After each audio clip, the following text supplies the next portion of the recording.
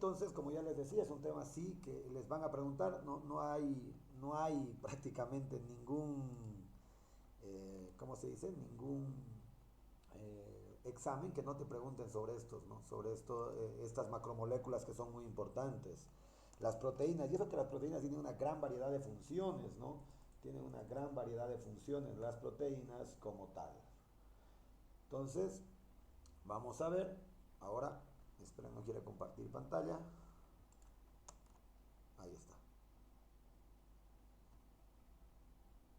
Ahora sí, ahora sí. Ahí. Ya está. ¿No? Entonces vamos a comenzar con este tema y vamos a ver lo que son las estructuras y la función que tienen las proteínas como tal. Son los objetivos que tenemos que aprender prácticamente. Introducción, miren, ahí tenemos a las proteínas. Las proteínas están formadas por aminoácidos. En otras palabras, las proteínas principalmente son los componentes principales que va a tener la célula, ya que cualquier función que hay dentro de la célula es gracias a las proteínas, ¿no? Entonces las proteínas son importantes, son el componente principal que tiene la célula como tal. Ahora, hay una gran variedad de proteínas. Por un lado tenemos a las enzimas que promueven lo que son las reacciones químicas intracelulares. También se puede decir que las enzimas prácticamente son las encargadas de realizar metabolismo, ¿no? Por un lado tenemos al catabolismo, que es la destrucción, y por el otro lado tenemos al anabolismo, que es la síntesis. Entonces, ¿no? Que propiamente, entonces las enzimas se encargan del metabolismo propiamente, ¿no? ¿Y qué es el metabolismo? Es la suma de todos los procesos químicos que hay en la célula, especialmente va a darse en el citosol, ¿no?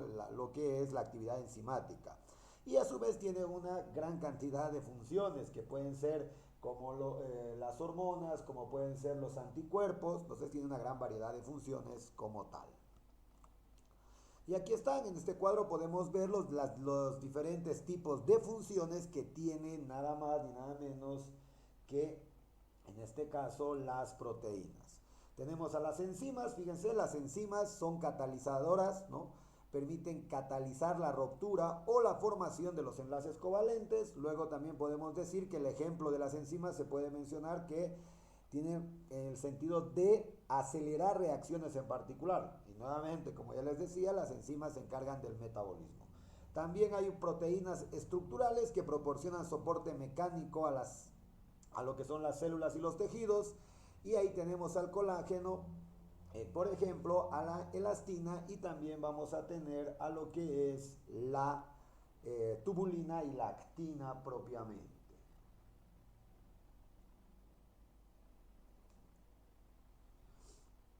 Luego tenemos proteínas que permiten el transporte, ¿no? Si hablamos de esas proteínas que permiten el transporte, vamos a ver que va a transportar pequeñas moléculas o llega también a transportar iones. Ahí están la albúmina, la hemoglobina, la transferrina y lo que es proteínas de transporte de lo que es la glucosa en este caso, ¿no? Entonces, si se dan cuenta, lo que es, y si hablamos de este tipo de proteínas de transporte, su misma función permite lo que es transportar. Luego hay proteínas, por un lado, las famosas proteínas motoras que generan movimientos en las células y en los tejidos. Y la principal proteína motora no es nada más ni nada menos que la actina y la miosina, ¿no? Son proteínas motoras. También está la cinesina y la dineína. La cinesina y la dineína trabajan con los microtúbulos. Son proteínas que sirven también como proteínas motoras. Ellas trabajan con los microtúbulos. Y la actina y la miosina trabajan juntas por un lado. Luego tenemos proteínas de almacenamiento que sirven para almacenar a los aminoácidos, que sabemos que son un total de 20, y la suma de los 20 aminoácidos es la que permite formar las proteínas. También pueden haber proteínas que almacenan iones, como la ferritina, la uboalbúmina y la caseína como tal. Hay proteínas de señal. Por un lado tenemos a las famosas proteínas de señal, que estas sirven para permiten transportar señales, ya sea extracelulares, al interior de la célula como tal, ¿no? Entre estas proteínas de señal tenemos a la insulina, la netrina, los factores de crecimiento nerviosos, el factor de crecimiento epidérmico. Las proteínas receptoras detectan señales y transmiten a la maquinaria de respuesta de la célula.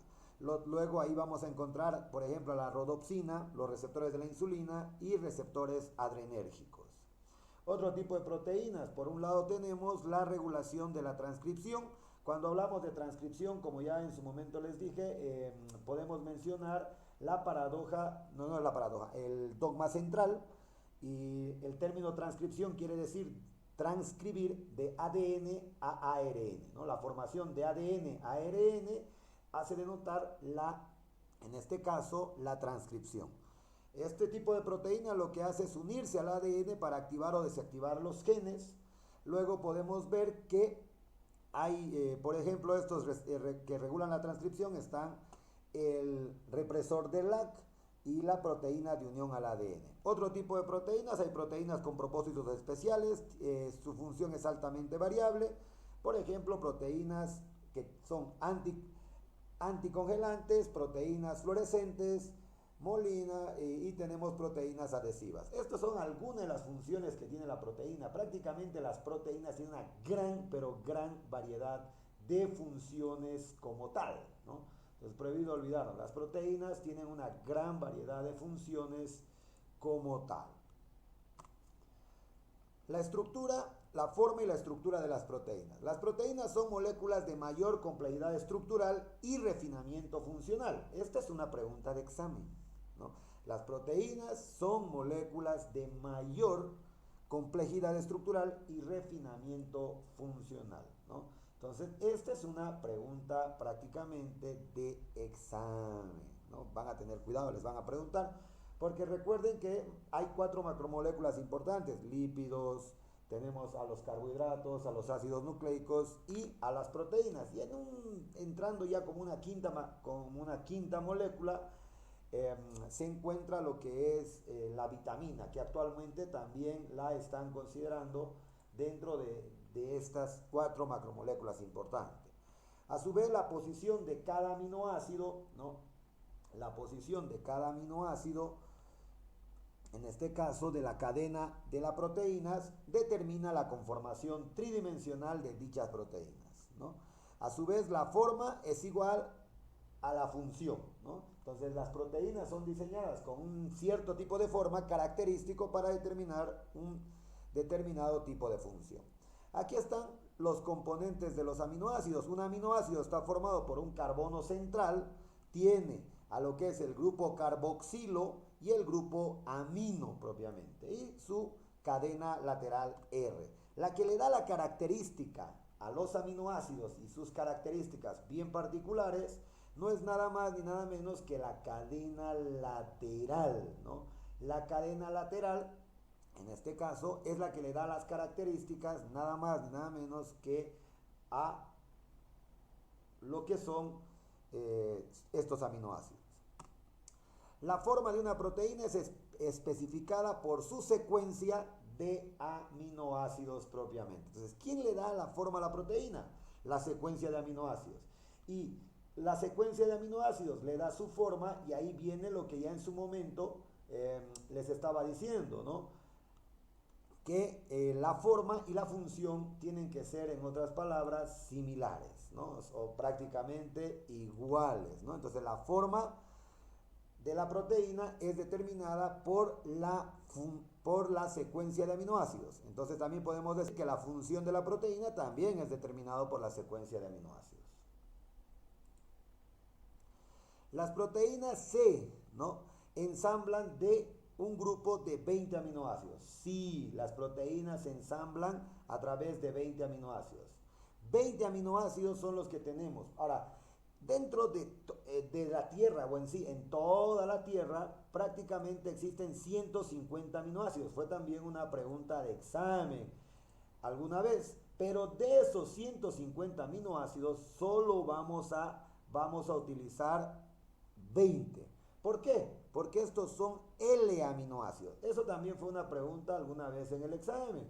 Estos L-aminoácidos en este caso, solo son 20 y son los que nos permiten formar nada más ni nada menos que a la proteína como tal. Pero tienen que ser L aminoácidos y son 20. Una vez pusieron en el examen que eran D aminoácidos y no es así, son L aminoácidos. Los L aminoácidos son los que permiten formar nada más ni nada menos que a las proteínas en este caso, L aminoácidos.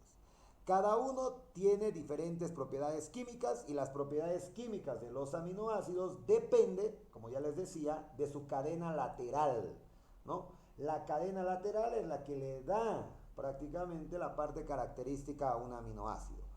La molécula de proteínas está compuesto, ya sabemos, por la cadena de aminoácidos y los aminoácidos se unen unos a otros a través de enlaces peptídicos. ¿Y qué es un enlace peptídico? Es la unión del grupo carboxilo de un aminoácido con el grupo amino de otro aminoácido.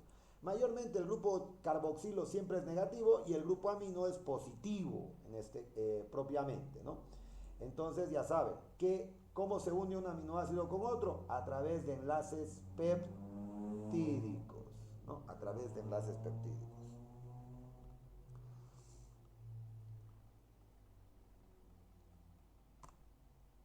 Aquí podemos ver que la proteína se denomina. Ahora, esto es muy importante. A una proteína, según su tamaño, según el tamaño, tú le puedes llamar proteína, polipéptido o cadena polipeptídica.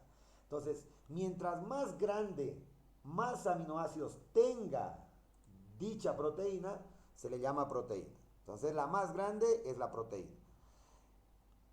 Los polipéptidos son proteínas pequeñas y la cadena polipeptídica son proteínas aún más pequeñas propiamente, ¿no? Entonces, hasta ahí no hay ningún problema, facilito, propiamente, ¿no? Entonces, las proteínas se les puede llamar polipéptido, cadena polipeptídica, ¿no? Le puedes nombrar. La secuencia de aminoácidos prácticamente se le conoce como estructura primaria. A la secuencia de los aminoácidos se le conoce como estructura primaria. Entonces, la secuencia de aminoácidos es cuando los aminoácidos adoptan un orden único para formar dichas proteínas. Y aquí nos está diciendo ya prácticamente de qué está formado una proteína como tal, ¿no? Ya nos está diciendo de qué está formado. Entonces, ya saben, a su vez, todas las proteínas, los polipéptidos y la cadena polipeptídica están formados por lo mismo, ¿no? Que serían aminoácidos como tal. Luego tenemos el esqueleto polipeptídico. El esqueleto polipeptídico se forma a partir de una secuencia repetida de lo que es el nitrógeno, el carbono y el carbono, ¿no? Entonces, este es el esqueleto, lo que podemos ver. Esto se le llama esqueleto polipeptídico. Lo que está en este color oscurito se le llama esqueleto polipeptídico como tal, ¿no? Esto. Ahora, cuando estamos en una proteína, ya no podemos llamarle grupo amino y grupo carboxilo. Se le llama grupo amino terminal y grupo carboxilo terminal, ¿no? Entonces, el esqueleto polipeptídico está formado por los átomos que se encuentran al interior o en una secuencia repetitiva de nitrógeno, carbono, carbono. Los extremos químicamente son diferentes. Ya sabemos que los extremos se está refiriendo al extremo carboxilo terminal, que es negativo, y al extremo amino terminal, que es positivo. Una futura pregunta que hicieron en el examen, ¿no? Y esto para recordarles. La pregunta que hicieron en el examen fue que pusieron aquí grupo carbonilo. Miren, palabras que medio se parecen. Carboxilo y carbonilo no son lo mismo. Entonces pusieron en el examen que era el grupo carbonilo terminal, ¿no? Y lo correcto es el grupo carboxilo terminal como tal, ¿no? Prohibido olvidarnos, ¿no? de ese pequeño detalle que es el que nos interesa en este caso. Entonces, cada cadena polipeptídica, ya hablando de una proteína pequeña, recordemos que el término polipéptido, cadena polipeptídica y proteína son lo mismo, solo tiene que ver con el tamaño. Entonces, cada cadena polipeptídica tiene una direccionabilidad. ¿Qué quiere decir? Tiene un grupo amino y a este se le llama grupo amino terminal cuando está en una proteína. Y grupo carboxilo libre, ¿no? Que se le llama carboxilo terminal. Ojo con esto. Cuando se habla de grupo solo a secas, grupo amino, simplemente cuando es grupo amino, recuerden esto, cuando es grupo amino es en un aminoácido. Cuando se le agrega el término terminal, ¿no? Se le agrega el término terminal, ya es cuando está en una proteína, ¿no? Prohibido olvidarse. Las cadenas laterales. Ahora, ¿quién le da la característica distintiva? Al igual que el aminoácido, tiene grupo carboxilo, grupo carbonilo, carbono central y su cadena lateral, y es la cadena lateral la que le da la parte funcional a lo que es el aminoácido. En el caso de las proteínas, el encargado de darle su característica o su funcionabilidad tiene que ver con las cadenas laterales de los aminoácidos, ¿no? Entonces, las cadenas laterales de los aminoácidos es la parte del aminoácido que no va a intervenir en la formación de enlaces peptídicos. A su vez, se proyectan a partir del esqueleto polipeptídico y las cadenas laterales le van a otorgar a cada proteína propiedades únicas, ¿no? Entonces, ¿quién le da la característica particular a lo que son, en este caso, las proteínas? Entonces, la característica principal, o quién le da la característica a las proteínas, es sus cadenas laterales. Ahora, químicamente las cadenas laterales pueden ser no polares o hidrófobas, que tengan carga negativa o carga positiva, y prácticamente, químicamente pueden llegar a ser reactivas, ¿no? Entonces, el que le da las características particulares a los aminoácidos es su cadena lateral, ¿no? Y aquí podemos ver los 20 aminoácidos con sus diferentes cadenas laterales. Tenemos al ácido aspartico, que tiene carga negativa, al ácido glutámico, que tiene carga negativa, a la arginina, que es carga positiva, lisina, carga positiva, histidina, carga positiva. La asparagina es polar sin carga, tiene polos pero no tiene carga. La glutamina, la serina, la treonina y la tirosina es polar, pero en este caso no tiene carga. Al otro lado tenemos a la alanina, lisina, valina, leucina, isoleucina, prolina, fenilalanina, metionina, triptófano y cisteína, que son no polares, ¿no? En otras palabras, no tienen carga. Ahora, estos se agrupan en polares y no polares. Mayormente cuando se habla del término polar, quiere decir que le gusta el agua, es hidrofílico. Y cuando se habla de los aminoácidos no polares, es que no les gusta el agua como tal, no les gusta el agua en este caso. Entonces ahí hay que tener un poco de cuidado, ¿no? No les gusta el agua, son lípidos en este caso, ¿no? Y supongo que el día de ayer ustedes lo pasaron bien al lado de su familia y sus papás por el Día del Padre, ¿no? En ese caso. Ahora, como ya les decía, dentro, en toda la Tierra, superficie terrestre, existen 150 aminoácidos, de los cuales solo 20 sirven para formar proteínas humanas, y a estos se les conoce como L-aminoácidos. Prohibido olvidar, L-aminoácidos propiamente, ¿no? En las proteínas suelen hallarse 20 aminoácidos diferentes. Las cadenas polipeptídicas, mientras más larga sea la proteína, más flexible es. Mientras más larga es la proteína, más flexible es. Muchos de los enlaces covalentes que unen a los átomos, recordemos que el enlace covalente se llama enlace polipeptídico, ¿no? Los que unen un aminoácido del grupo carboxilo de un aminoácido con el grupo amino de otro aminoácido se le llama enlace peptídico, ¿no? Ahora, el enlace peptídico le permite dar a este tipo de cadenas polipeptídicas o proteínas, les permite girar sobre sí mismo. Ahora, ¿quién se encarga de estabilizar? Fue pregunta de examen igual. ¿Quién es el encargado de estabilizar a una proteína? Los encargados de estabilizar a una proteína no es nada más ni nada menos que los enlaces no covalentes. Y estos enlaces no covalentes son 4.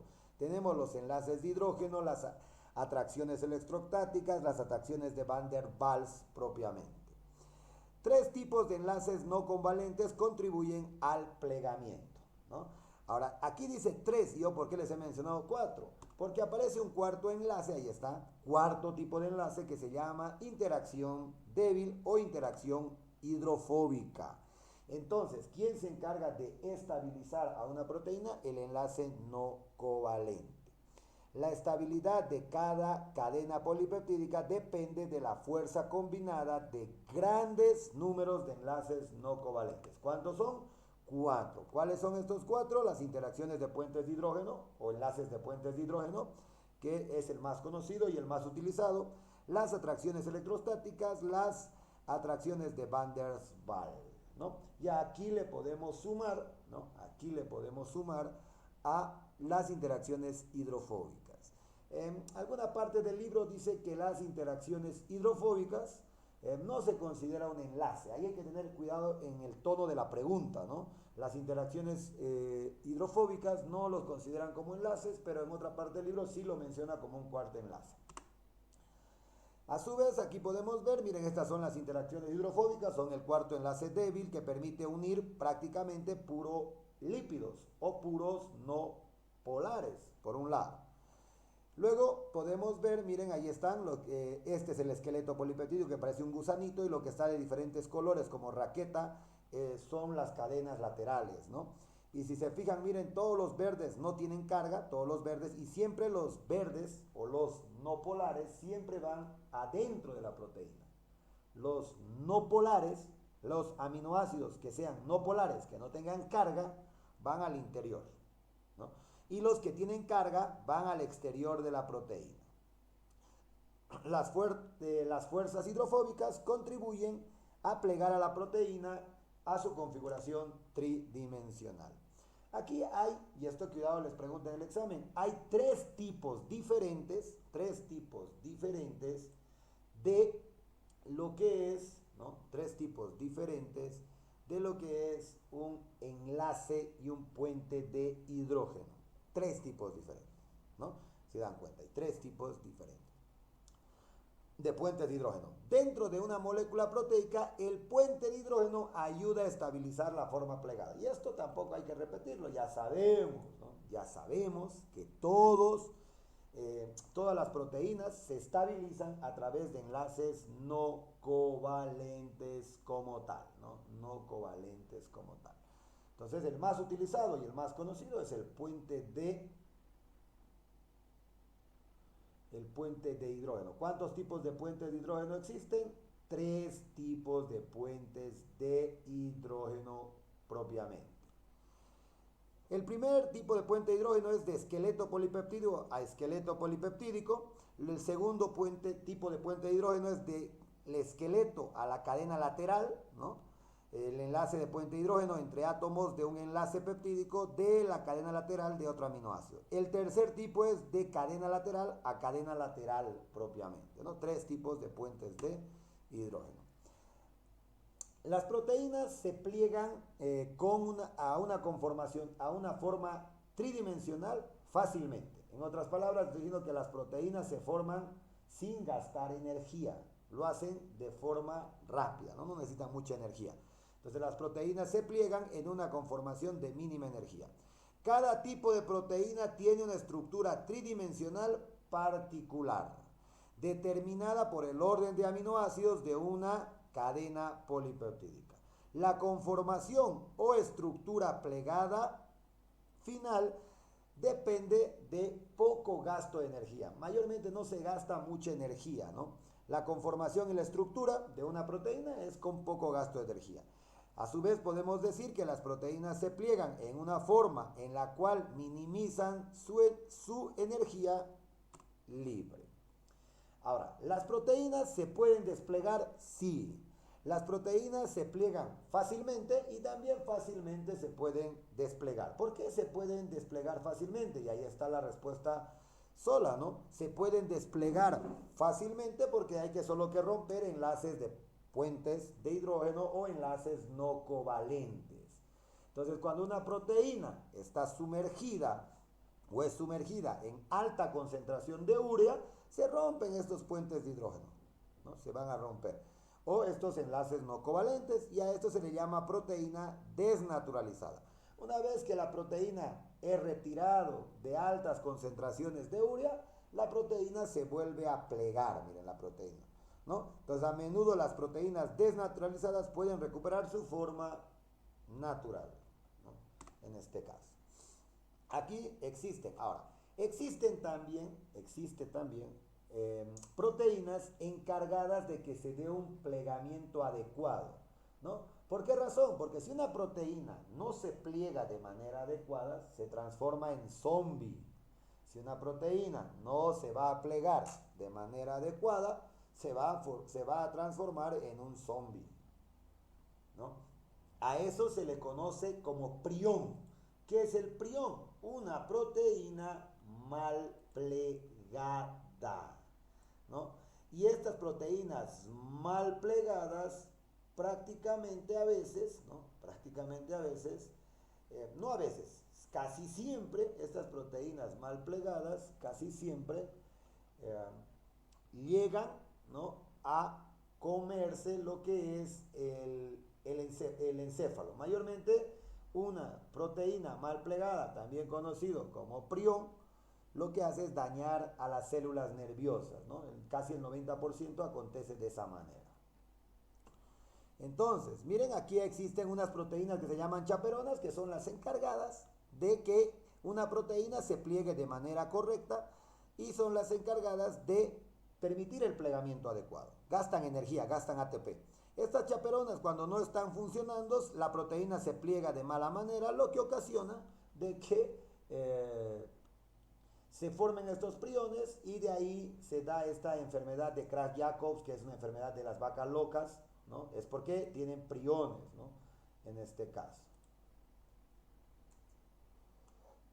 Ahora, las proteínas gastan energía. Las proteínas tienen una función de que si la proteína no se pliega de manera adecuada y no se corrige, ¿no? Y no lo corregimos, lo que va a ocasionar es que se forme un prión. Entonces, aquí podemos ver, miren, estos son las chaperonas, ¿mira? Lo que hacen es corregir el mal plegamiento de lo que es, en este caso, una proteína, ¿no? Entonces ahí tienen que tener un poco de cuidado, ¿no? No hay donde también nos podamos perder. En sí, a modo de recordar, las chaperonas tienen tres funciones. Destruir a una proteína mal plegada. Ese es uno. Dos, ayudar en el plegamiento de la proteína de forma adecuada. Ayudan en el plegamiento de la proteína de forma adecuada, ¿no? En este caso. Y tres, también algunas sirven para transportar, ¿no? Y otras sirven también para transportar como tal. Las proteínas adoptan una gran variedad de formas complejas. ¿Por qué las proteínas fácilmente se forman? Porque no necesitan energía. Entonces, estas proteínas, si ustedes se dan cuenta, van a formar una gran variedad, ¿no? Va a haber una gran variedad de proteínas, ¿no? Porque es fácil plegarlas, ¿no? Entonces, las proteínas están entre las macromoléculas, pregunta de examen, ¿no? Entre las macromoléculas que tienen una mayor complejidad estructural y funcional, ¿no? Entonces las proteínas están entre las macromoléculas con mayor diversidad estructural y funcional. Aunque su tamaño varía alrededor de 30 aminoácidos a más de 10.000. Miren, entonces las proteínas pueden ir de estar formadas por 30 aminoácidos a 10.000. Recordemos que los nombres que pueden usar las proteínas son cadena polipeptídica, polipéptido y proteína. Los tres son lo mismo, la única diferencia es su tamaño, ¿no? Su tamaño es la única diferencia como tal.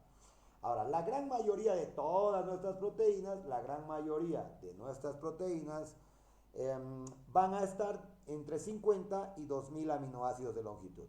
Las proteínas pueden ser globulares y fibrosas. Y a su vez pueden formar filamentos, láminas, anillos y esferas como tal. Las proteínas adoptan una amplia variedad, ¿no? Ahí podemos ver una gran variedad de formas, pero mayormente las proteínas se agrupan en dos familias importantes. Por un lado, o bien son proteínas forma de globo, pues se llaman globulares, o bien son proteínas fibrilares, ¿no? Forma de filamento en este caso.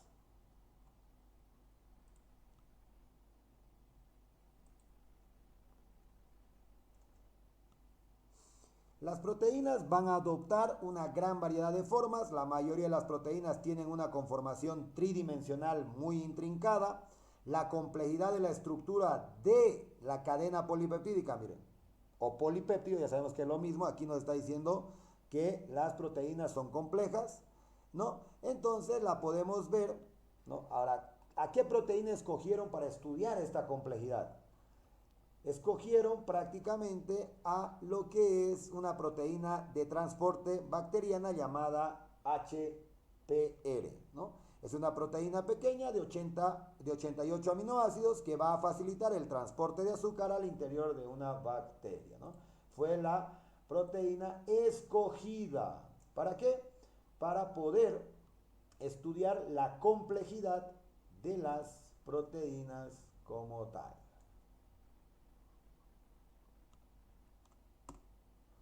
Y aquí está, ¿no? Las diferentes conformaciones, ¿no? Las conformaciones de las proteínas pueden presentarse de diversa manera, ¿no? Hay varios tipos de cómo podemos ver la conformación de una proteína. Por un lado, ¿no? Podemos tener el modelo en forma de esqueleto, el modelo en forma de cinta, el modelo en forma de alambre y un modelo espacial como tal, ¿no? Ahora, ¿de dónde se dieron, de dónde se empezaron a dar cuenta de que las proteínas se plegaban, ¿no? Se empezaron a dar cuenta de que las proteínas se plegaban porque hay dos patrones de plegamientos que son la hélice alfa, la hoja beta. Cuando se habla de hélice alfa y hoja beta, ¿no? Se habla de hélice alfa y hoja beta, se habla de estructura secundaria. La secuencia de aminoácidos, estructura primaria, ¿no? En este caso, estructura primaria. La secuencia de aminoácidos, estructura primaria. Cuando hablas de hoja alfa, o mejor dicho, de hoja beta y hélice alfa, hablas de una estructura secundaria de la proteína, ¿no? Hasta ahí prohibido olvidarse. ¿Y por qué se dieron cuenta que las proteínas tenían esos plegamientos? Porque son característicos, a lo que podemos decir que son habituales, son netamente habitual, ¿no? Entonces, de esa manera, ¿no? De esa manera se dieron de cuenta.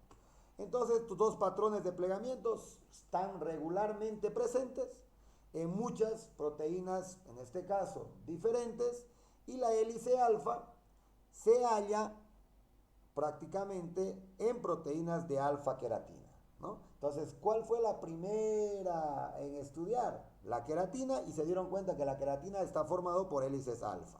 La hoja beta se halló en una proteína llamada fibroína, ¿no? Entonces estudiaron a la fibroína y a la queratina y se dieron cuenta de que las proteínas tenían estos dos plegamientos característicos, ¿no? Y ahí podemos ver los dos diferentes tipos de, en este caso, de plegamientos, ¿no?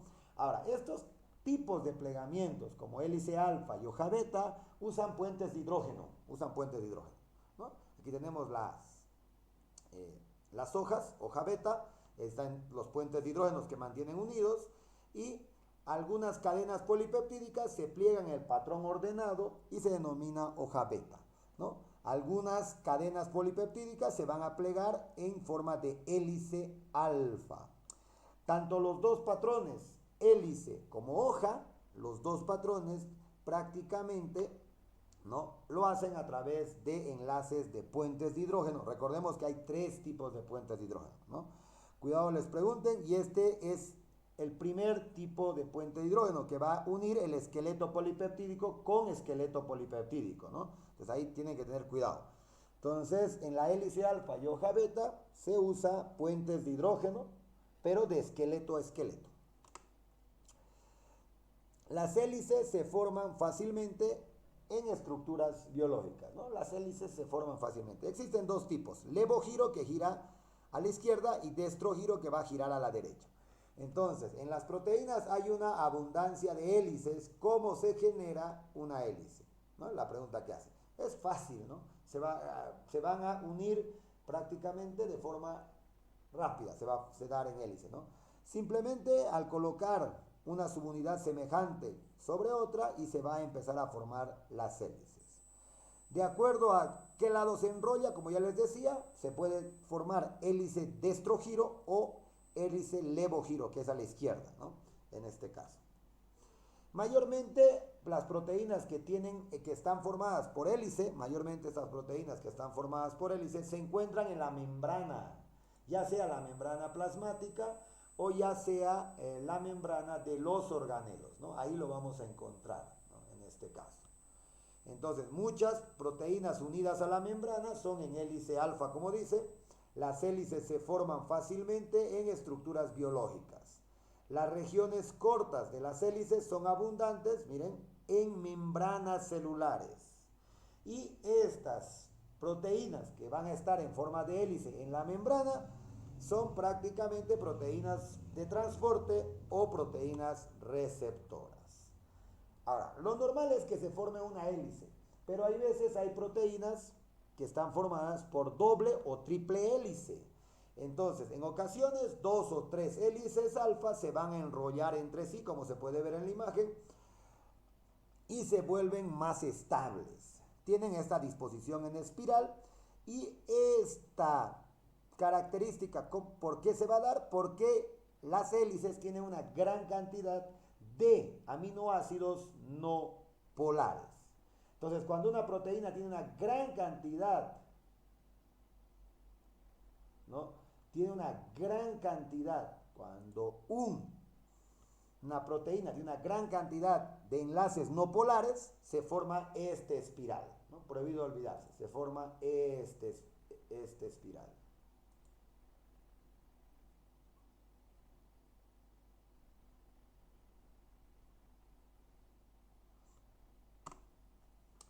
Las hojas betas pueden ser de dos tipos. Al igual que las hélices destro y levogiro, las hojas betas pueden ser paralelo y antiparalelo. Si es antiparalelo, van en diferentes direcciones.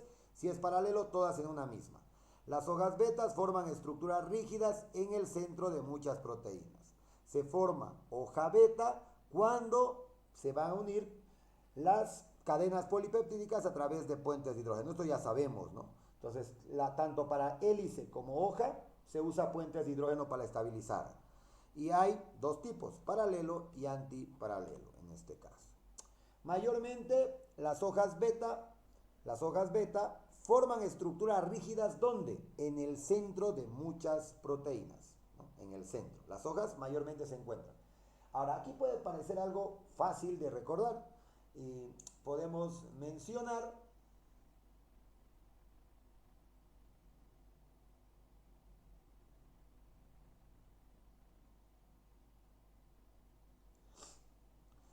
entonces podemos mencionar que las hojas beta son no polares. No polares. Y uno dirá, ¿y por qué son no polares? Porque van adentro de la proteína. Y recordemos que los no polares mayormente van al interior de una proteína como tal.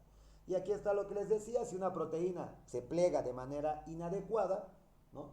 Si se pliega de manera inadecuada, puede producir un prión, que es como un zombie, y este prión va a ir a infectar a otras proteínas y los va a formar en otros priones que a esto se le va a conocer como fibrillas amieloides, ¿no? ¿Qué es lo que más atacan estos priones? El encéfalo, ¿no? Sistema nervioso. Entonces, una proteína mal plegada puede formar estructuras amieloides y causan enfermedades como el Alzheimer, las enfermedades de las vacas locas, también conocida como enfermedad de Crabbe-Jacobs, ¿no? Entonces, ahí tenemos que tener un poco de cuidado. Es un prión, ¿no? Es un prión como tal. Es una proteína mal plegada y mayormente los priones pueden aparecer, ¿no? Los priones pueden aparecer con la edad, ¿no? El Alzheimer es con la edad, o cuando las chaperonas no funcionan de manera adecuada. Recordemos que las chaperonas son las que tienen que ayudar a que se dé el plegamiento adecuado.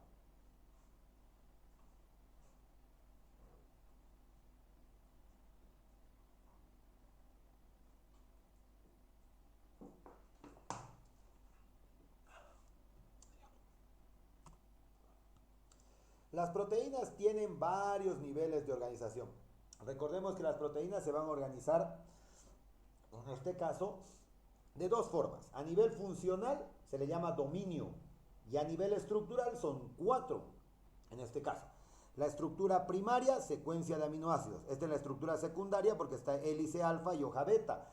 La estructura terciaria, que es la que tiene la forma tridimensional, y la cuaternaria es cuando se va a unir, ¿no?, una proteína pequeña con otra proteína pequeña. Esa es la cuaternaria, ¿no?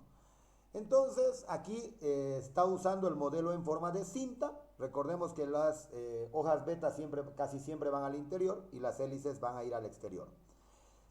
A su vez, las proteínas tienen varios niveles de organización. Ya sabemos que hay 2, el estructural, que está formado por 4, primaria, secundaria, terciaria y cuaternaria, y la funcional, que está formado por 1, que sería el dominio, ¿no?, haciendo un total de 5.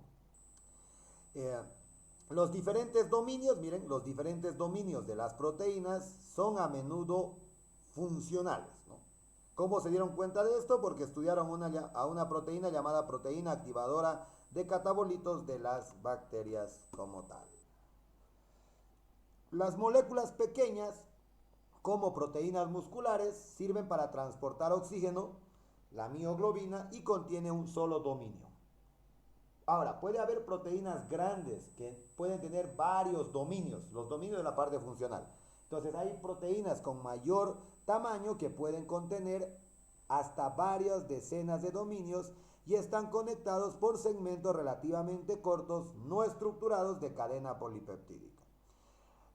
La ubicación de la secuencia intrínseca o que está ordenada de estos dominios son los que le van a dar su característica, ¿no?, a la proteína. Entonces los dominios son parte funcional. ¿Con qué nos quedamos? Que puede haber proteínas con un solo dominio y puede haber proteínas con varios tipos de dominios. Los dominios siempre tienen una secuencia de aminoácidos específica, ¿no? Secuencia de aminoácidos específico como tal.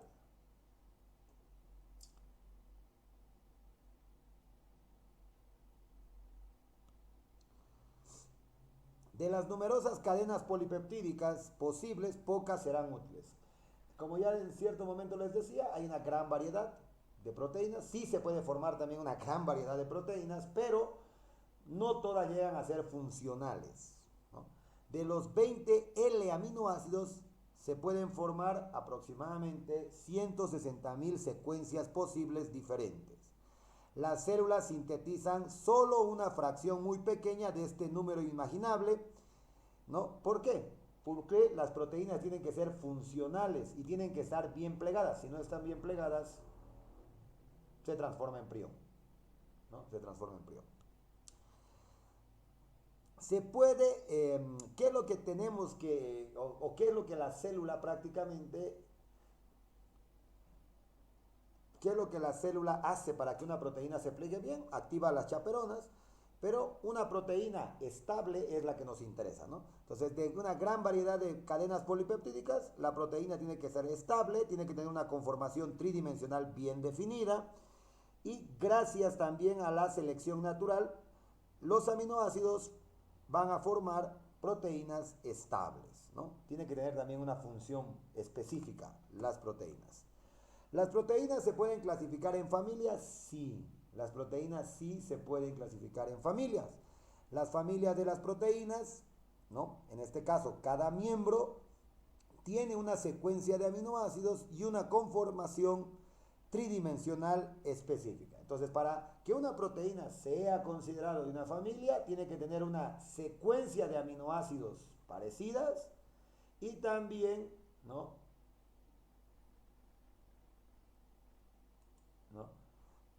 y también tiene que tener una forma parecida, ¿no? Entonces, prohibido olvidarse. Para que una familia, ¿no?, en este caso, considere a una proteína y es parte de esta familia, tiene que tener una secuencia de aminoácidos parecida y una forma parecida. Ejemplo que dan de estas familias, está la serina proteasa, ¿no?, que es una familia de enzimas que degradan proteínas, ¿no? Dentro de esta serina proteasa podemos encontrar ¿a quién? A la quimiotripsina, a la tripsina y a la elastasa. La proteasa, ¿no?, que interviene en la coagulación de la sangre. Son familias. Y fíjense, aquí están las familias, ¿no? Tienen que tener una secuencia parecida y tienen que tener una forma parecida para ser considerados, ¿no? Parecidos son, no son iguales, ¿no? La serina proteasa pertenece a la familia de enzimas proteolíticas como tal.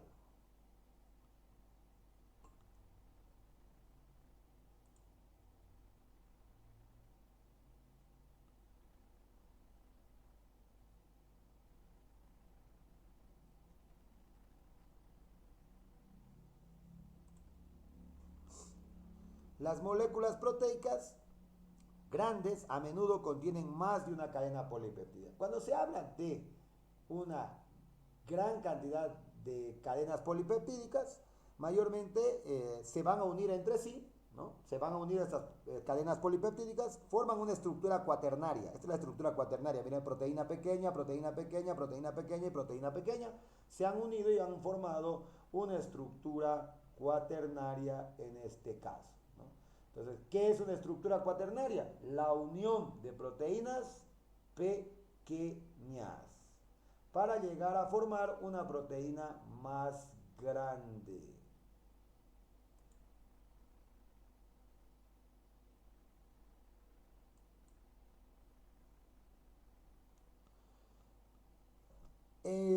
Mayormente estas se unen por enlaces no covalentes, débiles, que le va a permitir a que una cadena polipeptídica se pueda plegar. Aquí tenemos que recordar algo que es facilito, ¿no? Mayormente las cadenas polipeptídicas se unen a través de enlaces eh, no covalentes, ¿no? Y recordemos que los enlaces no covalentes son 4: interacciones electrostáticas, puentes de hidrógeno, Van der Waals, y también tenemos nada más ni nada menos que a las interacciones hidrofóbicas, ¿no? Fácil.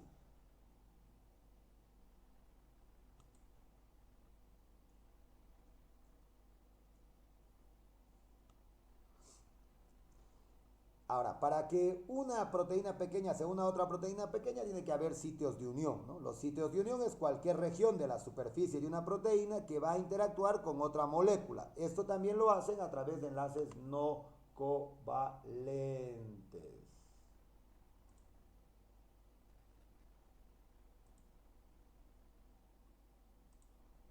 Enlaces no covalentes. Ahora aquí hay otro tipo, cuando van a unir, miren, proteínas también pueden ensamblarse en filamentos, hojas o esferas, ¿no? También hay proteínas que pueden formar ensamblajes aún más grandes. Lo más simple es la conformación de cadenas de una molécula proteica. Podemos ver, miren, proteínas pequeñas que se van a unir a otras, ¿no? Y esto también lo hacen por enlaces no covalentes. Ahora,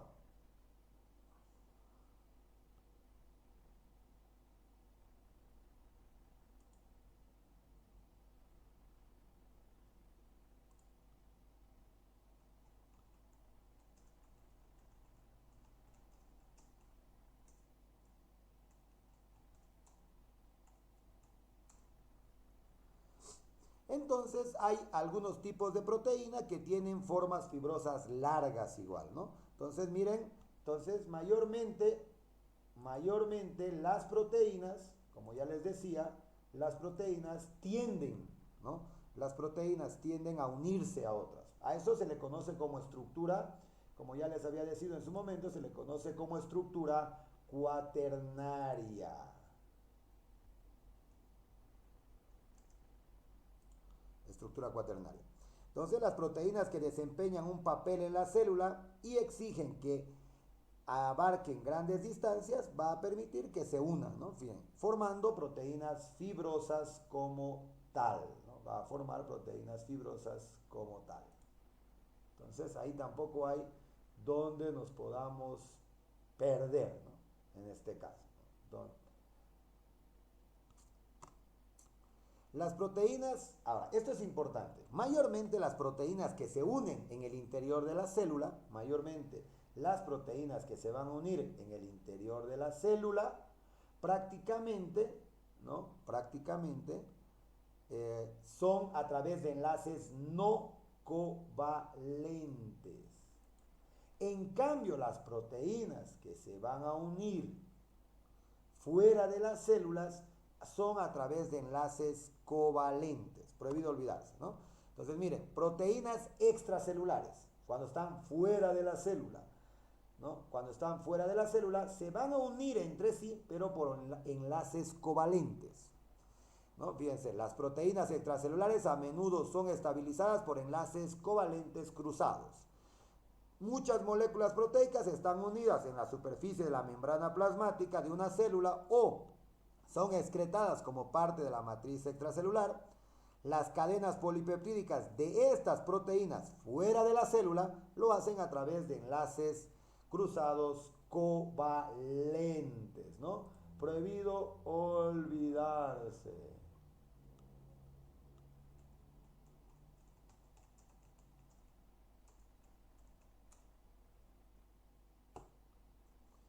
Entonces, muchas moléculas proteicas ya sabemos que se van a unir fuera, en este caso, fuera de la célula, lo hacen a través de enlaces cruzados covalentes y lo más común en las proteínas son los enlaces disulfuro, ¿no?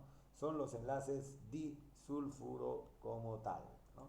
Son los enlaces disulfuro propiamente.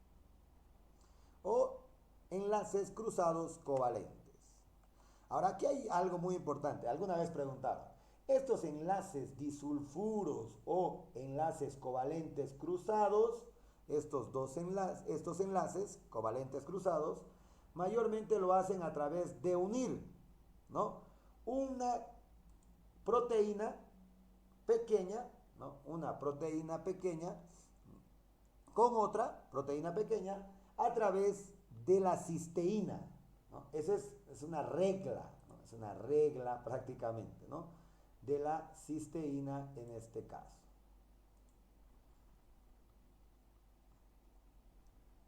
Entonces, estos enlaces covalentes sí se forman a través de lo que es la cisteína, ¿no? Un aminoácido cisteína. Sí o sí tiene que haber cisteína en el polipéptido y tiene que haber cisteína en el otro polipéptido. Sí o sí tiene que haber, en los dos tiene que haber cisteína, ¿no? Para formar estos enlaces disulfuro también se llaman, o enlaces de azufre-azufre o enlaces cruzados covalentes. Hasta ahí, ¿no?